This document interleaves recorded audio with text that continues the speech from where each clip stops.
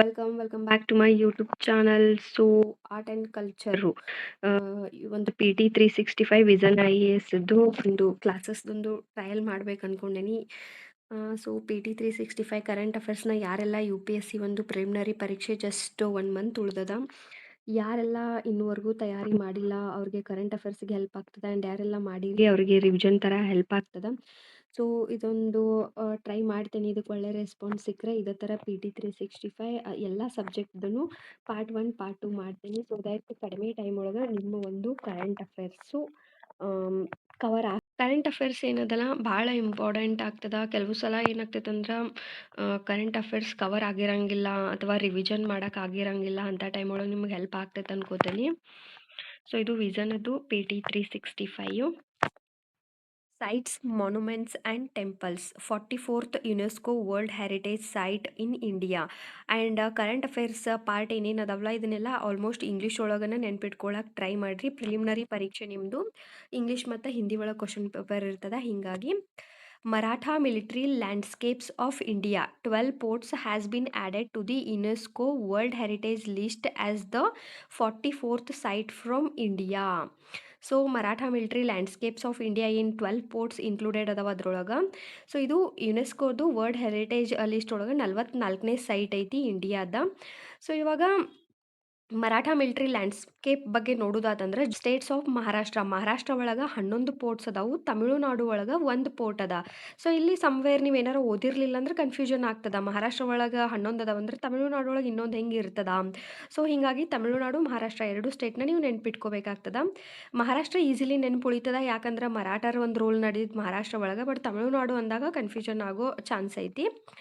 Diverse and strategic locations situated across Sahyadri mountain ranges, the Konkan coast, the Deccan Plateau and the Eastern Ghats. So ಎಲ್ಲೆಲ್ಲ ಈ ಒಂದು ports ಅದಾವು ಇದ್ರದ್ದೊಂದು ಲೊಕೇಶನ್ನ ಕೇಳ್ತಾರೆ. ಆ ಥರ ಕೇಳಿದಾಗ ನೀವು ಸಹ್ಯಾದ್ರಿ ಮೌಂಟೇನ್ ರೇಂಜಸ್ ಕೊಟ್ಟಿರ್ತಾರೆ, ಕೊಂಕನ್ ಕೋಸ್ಟ್ ಕೊಟ್ಟಿರ್ತಾರೋ, ಡೆಕ್ಕನ್ ಪ್ಲೇಟ್ಯೂ ಕೊಟ್ಟಿರ್ತಾರೋ. ಸಮ್ ಟೈಮ್ ಈಸ್ಟರ್ನ್ ಘಾಟ್ಸ್ ಕೊಡೋದ್ಲೆ ವೆಸ್ಟರ್ನ್ ಘಾಟ್ಸ್ ಕೊಟ್ರಂದ್ರೆ ಆವಾಗ ನೀವು ಕನ್ಫ್ಯೂಸ್ ಆಗೋ ಚಾನ್ಸಸ್ ಇರ್ತೈತಿ. ಹೀಗಾಗಿ ಪ್ರತಿಯೊಂದು ಪಾಯಿಂಟ್ಸ್ನು ಭಾಳ ಕ್ಲಿಯರ್ ಆಗಿ ನೀವು ನೋಡ್ಕೋಬೇಕಾಗ್ತದೆ. Then 17th century, during the reign of the Maratha king Chhatrapati Shivaji Maharaj, and continued through subsequent rules until Peshwas in 19th century as a strategic military vision and architectural integrity of the Maratha empire. So ಇಲ್ಲಿ ಪೋರ್ಟ್ಗಳ ಬಗ್ಗೆ ಕೊಟ್ಟಾರೆ. And ಈ map ನೋಡ್ಬೋದು ನೀವು ಇಲ್ಲಿ. ಈ ಮ್ಯಾಪ್ನ ನೋಡಿ ನೆನ್ಪಿಟ್ಕೋಬೇಕು ನೀವು. Some times ಏನು ಮಾಡ್ತಾರಂದ್ರೆ ಕೇಳೋ ಚಾನ್ಸಸ್ ಇರ್ತದೆ ಆ ಪೋರ್ಟ್ಗಳ ಹೆಸರುಗಳನ್ನು. ಇನ್ ಕೇಸ್ ಪ್ರಿಲಿಮ್ಸ್ ಒಳಗೆ ಬರಲಿಲ್ಲ ಅಂದರೂ ಮೇನ್ಸ್ ಒಳಗಂತೂ ಹೆಲ್ಪ್ ಆಗೇ ಆಗ್ತದೆ. ಸೊ ಯಾವ್ಯಾವ ಒಂದು ಪೋರ್ಟ್ಸ್ ಅದಾವು, ಕಂದೇರಿ ಪೋರ್ಟ್ ಆಗಿರ್ಬೋದು, ರಾಯಗಢ ಆಗಿರ್ಬೋದು, ಆ್ಯಂಡ್ ವಿಜಯದುರ್ಗ ಆಗಿರ್ಬೋದು, ಸಿಂಧದುರ್ಗ, ಪನ್ಹಾಲ್ ಪೋರ್ಟು, ರಾಜ್ಗಢು, ಪ್ರತಾಪ್ಗಢು, ಶಿವನೇರಿ. ಸೊ ಈ ಎಲ್ಲ ಪೋರ್ಟ್ಗಳನ್ನು ಒಂದ್ಸಲ ಗೋತ್ರು ಮಾಡಿರಿ. ದೆನ್ ಶಿವನೇರಿ ಹಿಲ್ ಪೋರ್ಟ್ ಬಗ್ಗೆ ಹೇಳೋದಾತಂದ್ರೆ this is a birth place of Chhatrapati Shivaji. So Chhatrapati Shivaji ಅವರು ಹುಟ್ಟಿದ್ದ fort Shivneri. And Rajgad hill fort ಏನೈತಲ್ಲ, formally known as the Murumdev, based on the mountain Murumbadev on which it was built, first capital of the Maratha Empire. So Rajgad hills ಏನೈತಲ್ಲ ಇದು ಮರಾಠರ ಒಂದು first capital, ರಾಜಧಾನಿ ಆಗಿತ್ತು. It was one of the 12 ports that Chhatrapati Shivaji Maharaj kept when signed the Treaty of Purandara in 1665. So ಇವಾಗ ಇಲ್ಲಿ treaty Purandara ಬಂದದ and port ಬಂದೈತಿ ಅಂದಾಗ ಇದ್ರ ಬಗ್ಗೆ ಕ್ವಶನ್ ಫಾರ್ಮ್ ಆಗೋ ಚಾನ್ಸಸ್ ಇರ್ತದೆ. ಸೊ ಒಂದ್ಸಲ ಗೂಗಲ್ ಮಾಡಿರಿ ಅಥವಾ ಟೆಕ್ಸ್ಟ್ ಬುಕ್ ಓಪನ್ ಮಾಡಿರಿ. ಪುರಂದರ ಒಪ್ಪಂದ ಯಾರ್ಯಾರ ಮಧ್ಯೆ ಆಗಿತ್ತು, ಯಾಕಾಗಿತ್ತು ಅನ್ನೋದನ್ನ ರೀಡ್ ಮಾಡಿರಿ ಆ್ಯಂಡ್ ಕಮೆಂಟ್ ಮಾಡಿರಿ.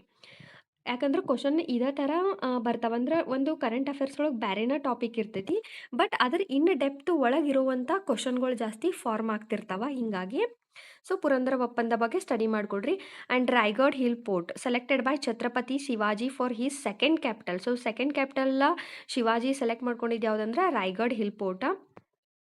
ಸೊ ಇಲ್ಲಿ ಪೋರ್ಟ್ಸ್ ಬಗ್ಗೆ ಎಲ್ಲ ಕೊಟ್ಟಾರ. ಇದು ನಾನು ಒಂಥರ ಲೈಕ್ ರೆಸ್ಪಾನ್ಸ್ ಹೆಂಗೆ ಸಿಗ್ತೈತಿ ಅಂತ ನೋಡೋ ಸಲುವಾಗಿ ಜಸ್ಟ್ ಒಂದು ಸಣ್ಣದಾದಂಥ ಒಂದು ವಿಡಿಯೋ ಟ್ರೈ ಮಾಡತ್ತೀನಿ. ಸೊ ನಿಮ್ಮ ರೆಸ್ಪಾನ್ಸ್ ಮೇಲೆ ಇರ್ತದೆ ನೆಕ್ಸ್ಟ್ ಕಂಟಿನ್ಯೂ ಮಾಡ್ಲೋ ಬೇಡೋ ಅನ್ನೋದು. ಇನ್ನು about Maratha empire foundation with the rise of Chhatrapati Shivaji in 1674.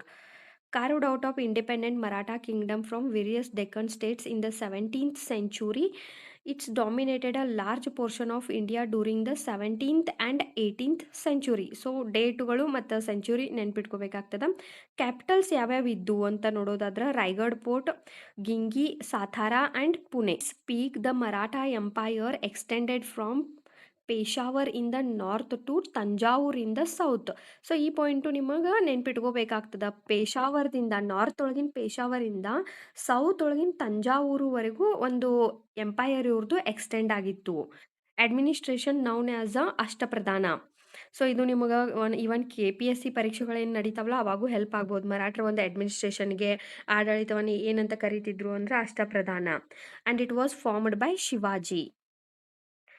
It considered of a council of 8 ministers. So ಇದನ್ನ ಫಾರ್ಮ್ ಮಾಡಿದವರು ಶಿವಾಜಿ. ಆ್ಯಂಡ್ ಇವರ ಒಂದು ಕೌನ್ಸಿಲಲ್ಲಿ 8 ಜನ ಮಿನಿಸ್ಟರ್ಸ್ ಇರ್ತಿದ್ರು, ಅಷ್ಟಪ್ರಧಾನ.